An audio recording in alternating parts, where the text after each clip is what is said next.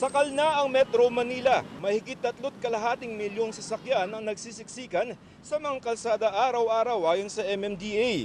Kaya gusto ng DILG ipagbawal ang parking sa lahat ng mga pampublikong kalye sa Metro Manila mula alas 5 ng madaling araw hanggang alas 10 ng gabi. Kabilang dyan ang mga maliliit na kalsada o tertiary roads ng mga maliliit na kalsada sa mga syudad. Damay pati yung mga nakapark sa kalsada sa tapat ng kanilang bahay dahil walang parking ang may-ari. But it's a private car on a public street.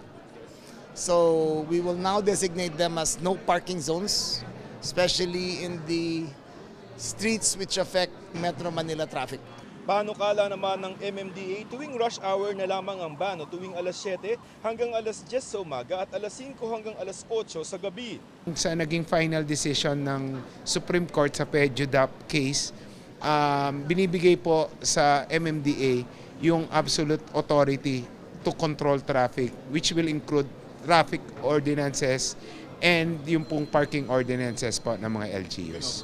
Inilatag ito ng DILG sa mga mayor sa pulong nito sa Metro Manila Council at MMDA, pero kahit sila may agam-agam. It may not be feasible kasi yung ibang mga kalye hindi naman talaga dinadaanan. Bubuo ng technical working group at sa September 1, isa sa pinal ng DILG ang ban.